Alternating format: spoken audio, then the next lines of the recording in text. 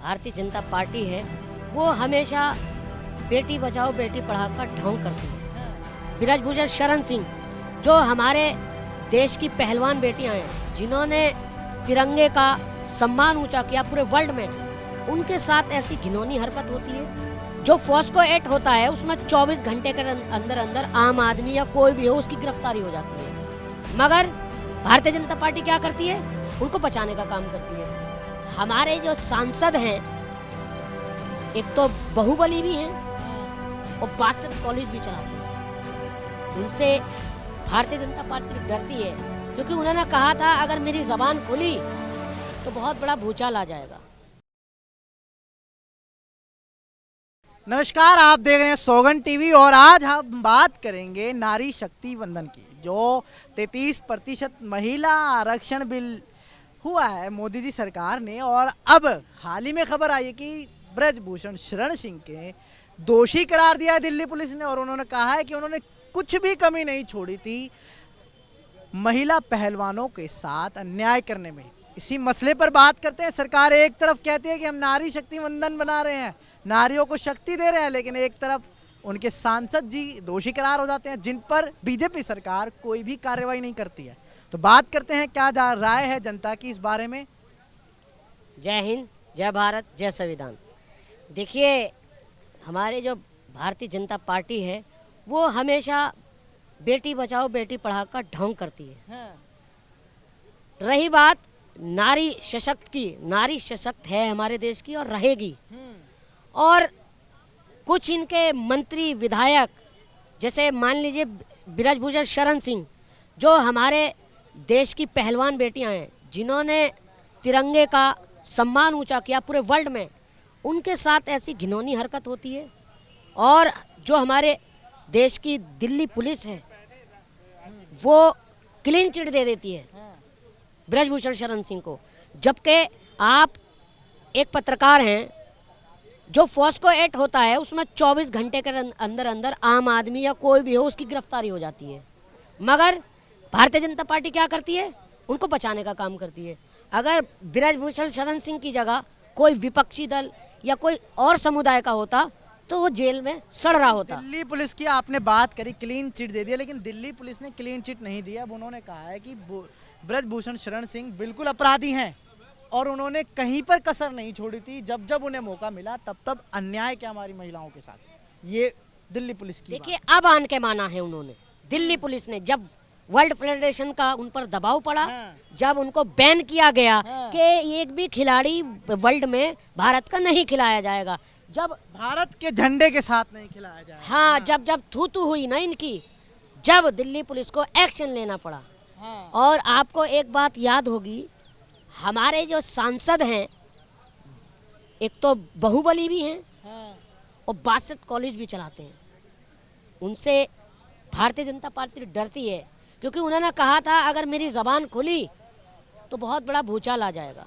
कहीं ना कहीं बहुत सारे ऐसे भारतीय जनता पार्टी के नेता हैं जिनको अपना भी डर सता रहा है कि आप एक बात बताइए, चोर चोरी ना करे, अब चोर के साथ शामिल हो तो भाई आओगे तो आप भी।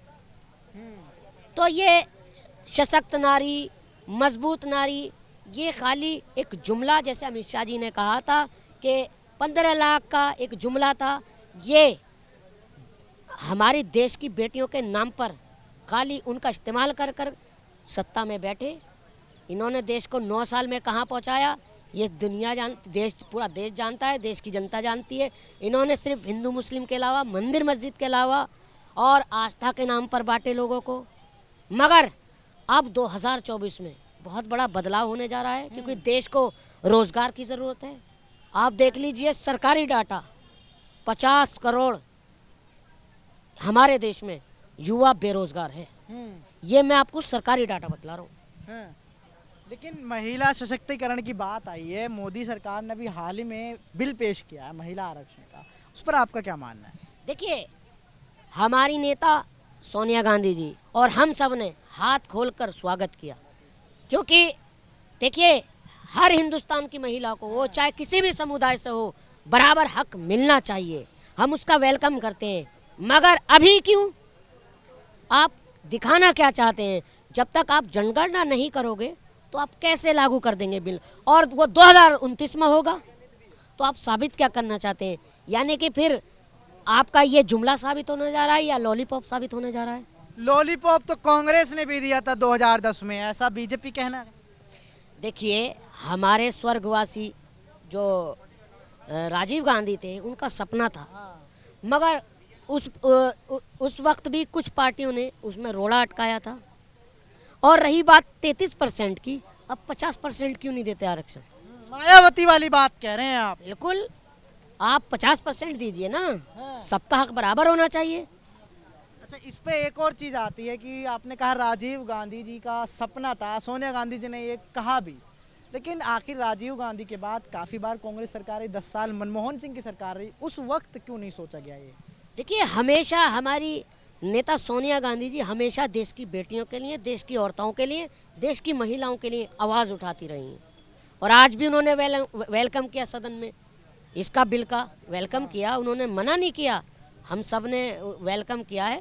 और जितना लेकिन ओबीसी का अब राहुल गांधी जी कह रहे हैं ओबीसी कोटा नहीं दिया है। 2010 में जब पेश हुआ था उस टाइम ओबीसी की बात नहीं हुई थी, अगर हो जाती तो शायद आज लागू भी हो जाता है, ऐसा बीजेपी का भी कहना है।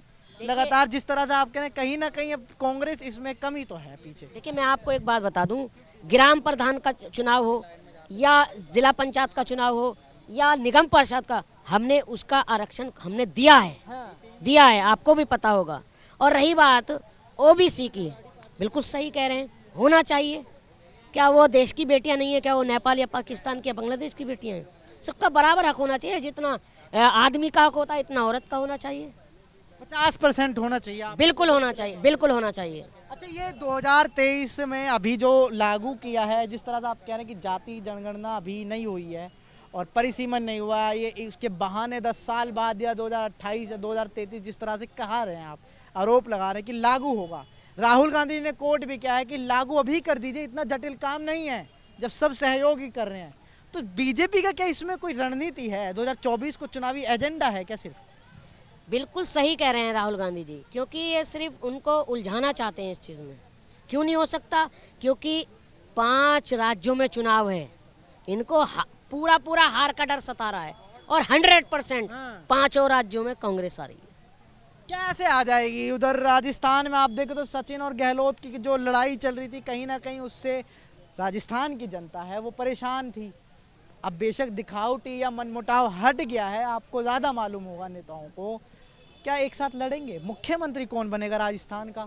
मध्य प्रदेश में आपने देखा होगा जीतने के बाद सिंधिया जी कैसे अलग हो गए, क्या लगता है आपको? देखिए, मैं सिंधिया जी की तो बात नहीं करूंगा, मगर राजस्थान की आपको एक बात बता दूं, हमारा परिवार पूरा एक तीर्थ है, चाहे वो सचिन पायलट हो चाहे वो गहलोत जी हो, हम बिल्कुल जुड़े हुए हैं। और ये अफवाहें उड़ाई जा रही हैं, सिर्फ गोदी मीडिया के थ्रू अफवाहें उड़ाई जा रही हैं। एक आखिरी सवाल है, ओवैसी जी ने ललकार दी है राहुल गांधी को कि आइए हैदराबाद में चुनाव लड़िए। राहुल गांधी जी सिर्फ बड़ी बड़ी बातें करते हैं, काम कुछ नहीं करते हैं। धरातल पे आके देखिए, हम मात का चखाएंगे उनको। अगर काम करते हैं तो सिर्फ राहुल गांधी जी ही करते हैं। क्या ज़रूरत है उन्हें जनता के बीच में आने की? उस पे तो ऊपर वाले का दिया हुआ इतना है कि क्या है उसको, मतलब प्रधानमंत्री बनना है ना, इसीलिए तो आ रहे हैं। ऐसा ही प्रधानमंत्री चाहिए जो देश की बेटियों की बात करे, जो देश के युवाओं की बात करे, जो देश के किसान की और देश के नौजवानों की बात करे। बहुत बढ़िया, देश की नौजवानों की बात करे, देश के युवाओं की बात करे और मुद्दों की बात करे। राहुल गांधी आने ही चाहिए, ऐसा कहना था। बाकी इस खबर में इतना ही। ऐसी ही तमाम खबरें देखने के लिए बने रहें सौगंध टीवी के साथ। कैमरामैन सचिन के साथ सुहेल। आप देख रहे हैं सौगंध टीवी, सौगंध वतन की।